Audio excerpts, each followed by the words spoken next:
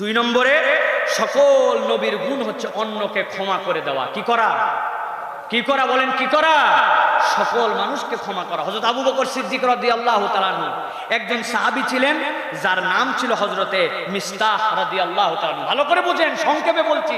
হযরত মিস্তাহ এত বেশি দরিদ্র ছিলেন, ওই ঈমান আনার পর থেকে আবু বকর তার বাড়ি চলান, বাজার করেন, সব করেন, টাকা পয়সা দিয়ে এক পর্যায়ে বলছেন তুমি মদিনায় হিজরত করে চলে যাও। মদিনায় আল্লাহর নবী সাহাব আগেই হযরতে মিস্তাহ চলে আসছেন। আসার পরে সংক্ষেপ করে বলে আল্লাহর নবী আসলেন। এরপর ইফকের যুদ্ধ, যেই যুদ্ধের মধ্যে আয়েশা রাদিয়াল্লাহু তাআলা হালকা মানুষ, গলার হার হারায় গেল।